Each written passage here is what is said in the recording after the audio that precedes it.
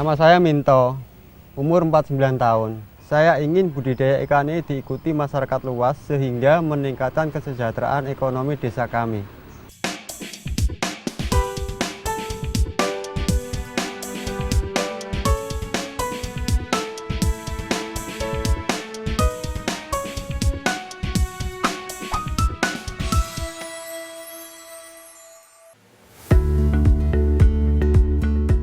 Ikan patin biasa diolah dengan cara disop, dipindang, dibakar, atau digoreng begitu saja.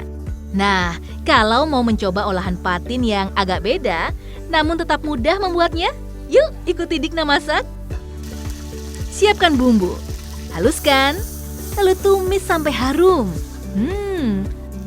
Tambahkan sedikit santan, aduk hingga air menyusut. Nah, sekarang masukkan ikannya.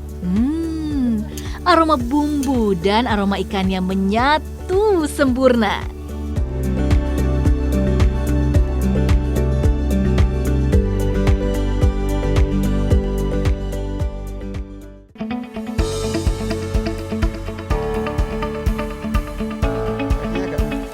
Baru kali ini nih, saya berkesempatan panen ikan patin langsung dari tempat budidayanya.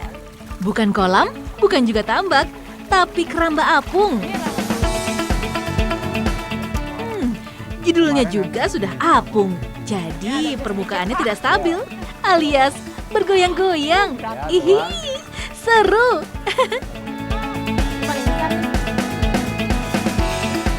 Ini adalah tahun ketiga Pak Minto dan bapak-bapak dari kelompok keramba apung Damai Sentosa memanen ikan patin andalan mereka.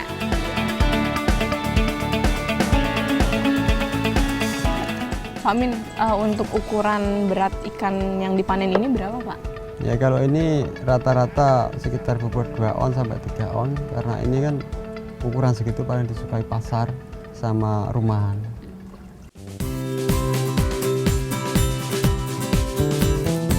Dengan ukuran ikan yang relatif tak terlalu besar, membuat Pak Minto dan kelompok bisa panen lebih sering, hanya dalam 4-5 bulan saja. Apalagi keramba apung ini bukan hanya diisi ikan patin saja. Ada juga ikan nila, lele, dan beberapa ikan air tawar lain yang memiliki masa panen lebih cepat. Jadi setiap bulan Pak Minto bisa panen aneka jenis ikan. Primadonanya tetaplah si ikan patin ini nih. 1 kilo patin dihargai Rp20.000. Harga ikan nila Rp24.000 per kilo. Sekali panen, rata-rata bisa menghasilkan 7 hingga 10 kuintal ikan. Nah, dari sini, rata-rata pendapatan bapak-bapak nelayan keramba meningkat hingga 400 ribuan per hari. Menggiurkan ya? Ya, alhamdulillah saya bisa beli tanah di sini, terus selang 2 tahun saya bikin rumah di sini. Oh iya, keramba apung ini tadinya adalah wilayah daratan Desa Pirangsari, Kecamatan Kalitidu. Daerah ini berubah akibat sering terkena banjir dari luapan Sungai Bojonegoro. Daratan yang tadinya jalan dan lahan tani ini pun terus tergenang hingga membentuk cekungan dan tak bisa dimanfaatkan lagi jadi lahan pertanian, apalagi akses jalan. Cuma dulu itu orang kan nggak tahu harus diapakan tanah ini, lahan yang kosong ini. Terus akhirnya kan itu tadi dibantu sama Dinas Perikanan, coba ditanami ikan. Gitu. Sepanjang sejarah, Kabupaten Bojonegoro memang menjadi salah satu wilayah yang paling sering terdampak bencana banjir luapan Bengawan Solo. Luapan terjadi karena sungai sudah tidak mampu menampung air kiriman dari daerah hulu. Menjadi pemandangan yang lazim jika air sampai meluber menggenangi permukiman penduduk, areal persawahan, dan juga jalan kecamatan dan pedesaan. Akibatnya, sawah-sawah gagal panen, bahkan tak bisa ditanami lagi. Akses terputus. Bahkan banyak yang meninggalkan tanahnya lantaran tak tahu harus diapakan tanah yang tergenang ini. Sebagian lagi mencari peruntungan yang tak seberapa dengan cara mencari ikan yang hidup secara liar di genangan. Hingga 3 tahun lalu, Pak Minto memiliki ide untuk memanfaatkan genangan yang mereka anggap bencana ini agar bisa dimanfaatkan. Caranya dengan membangun keramba dan membudidayakan ikan air tawar. Terus terang ini saya juga belajar dari desa lain. Desa lain juga ada yang udah maju, cuma kolam beton.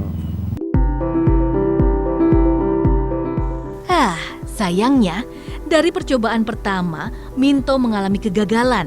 Sebabnya belum mengenal karakter ikan dan karakter perairan. Kegagalan Minto sebenarnya sudah diprediksi oleh sebagian orang yang sempat menganggap ide Pak Minto ini sebagai lelucon. Bahkan saya itu di sini tuh dulu diejek ya. Harusnya bukan di sini, di sungai gitu, atau di mana. Cuma ya udah nggak saya dengerin. Itu kan saya percaya pada Allah, itu aja. Tapi Pak Minto tidak mau patah semangat. Yang diyakininya, setiap daerah yang menjadi tampungan air pasti bisa ditanami ikan. Hanya saja cara pemeliharaannya yang berbeda-beda.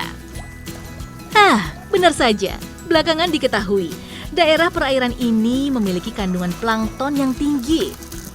Plankton ini membuat ikan dapat tumbuh dengan optimal meski dipelihara secara alami. Tinggal pakannya yang disesuaikan. Pak Minto pun bekerja keras memformulasikan pakan yang tepat. Ya, pakan yang tepat adalah kunci keberhasilan dalam membudidayakan ikan, terutama jika dipelihara di perairan alami yang airnya berganti terus tanpa perlu sistem sirkulasi buatan. Pakan yang baik adalah pakan yang efektif dan efisien, artinya mengandung banyak nutrisi, namun juga efisien secara biaya. Untuk ikan yang baru ditebar hingga berusia 2 bulanan, Pak Minto hanya memberikan pelet pabrikan. Pelet diberikan karena ikan pada usia ini masih belajar menyerap nutrisi makanan. Nah, begitu menginjak usia 3 bulan, ikan mulai diberi pakan fermentasi. Untuk yang ini, Pak Minto mau berbagi nih pada pemirsa Merajut Asa. Siapa tahu ada yang berminat budidaya ikan patin. Pertama, rajang kecil-kecil kangkungnya agar mudah hancur pada proses fermentasi nanti. Tambahkan bahan lainnya. Aduk-aduk yang rata ya, agar proses fermentasi berjalan sempurna. Pak Minto, ini kenapa sih dikasih makannya harus dengan sayur, kemudian dicampur dengan dedak probiotik? Ya ini kan untuk makanan tambahan supaya mengurangi pelet, Mbak. Kalau nanti pakai pelet terus kan biayanya mahal, untungnya sedikit.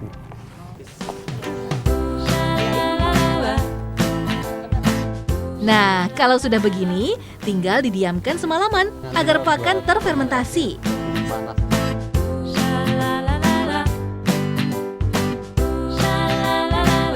Besoknya, baru deh dikasihkan ke ikannya. Seperti ini nih. Proses fermentasi pada pembuatan pakan ternyata dapat meningkatkan gizi pakan hingga beberapa kali lipat. Juga menghasilkan enzim yang diperlukan untuk pertumbuhan ikan. Akibatnya ikan menjadi gemuk-gemuk dan tahan penyakit.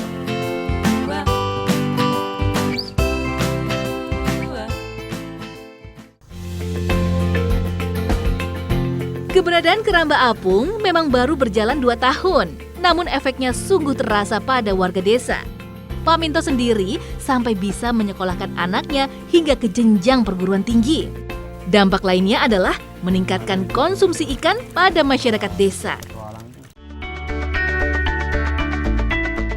Ya, seperti kita tahu, ikan memiliki banyak sekali nutrisi baik yang dibutuhkan oleh tubuh kita. Apalagi ikan patin yang mengandung lemak yang rendah, terutama pada asam lemak esensial DHA dan EPA. EPA merupakan jenis lemak pada makanan yang dapat membentuk pembentukan sel, mengatur sistem syaraf, membangun kekebalan tubuh, memperkuat sistem kardiovaskular, dan dapat membantu tubuh untuk menyerap nutrisi. Jadi, jangan ragu-ragu lagi ya mengkonsumsi ikan patin. Tuh, saya aja lahap. Keberhasilan Pak Minto pun mulai terdengar oleh warga lain. Satu persatu warga mulai tertarik membudidayakan ikan di Keramba Apung. Hingga terbentuklah kelompok nelayan Keramba pada tahun 2015. Anggota intinya berjumlah 10 orang. Masih ada anggota di luar desa yang jumlahnya belasan orang. Saya sangat bangga sekali melihat warga saya yang ikut budidaya ikan patin, karena di situ bisa mendapatkan penghasilan tambahan dari panen ikan tiap 3 bulan sekali. Kini, warga yang tinggal di sisi genangan aliran banjir tak lagi menganggap ini sebagai bencana, melainkan sumber baru mata pencaharian. Bahkan, warga yang tinggal agak jauh dari sisi aliran banjir pun mengikuti jejak membuat budidaya ikan dengan media kolam terpal yang dibangun di halaman-halaman rumah. Seperti Pak Samudi yang sudah 2 tahun sukses membudidayakan lele di kolam terpal. Kepada Pak Minto, Pak Samudi kerap berkonsultasi tentang cara pemeliharaan ikan lele yang sesuai dengan medianya. Sama Pak Minto itu biasanya ya diskusi masalah makanannya gimana, makanannya tambahannya gimana, itu masalah perkembangan juga. Ya pokoknya sering-sering saja saya berkomunikasi dengan Pak Minto itu.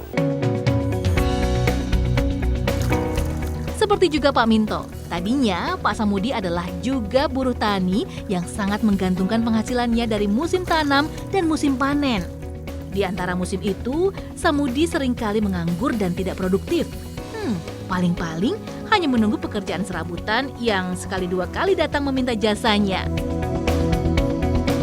Akibatnya kebutuhan hidup keluarga tak mampu dipenuhi. Malah hutang pada bandar atau pengepul pun kian bertambah. Dengan adanya budidaya ikan di sela musim tanam dan musim panen, Pak Samudi dapat memanfaatkan waktunya untuk sesuatu yang produktif.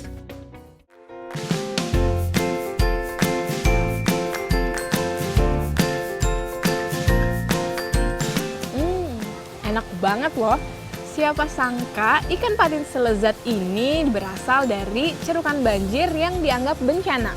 Nah, sudah terbuktikan dengan semangat solusi, siapapun dapat mengubah keadaan apapun menjadi lebih baik.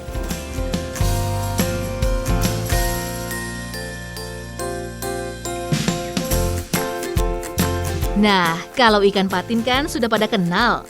Kalau ikan kutub gimana? Ada yang tahu nggak ya?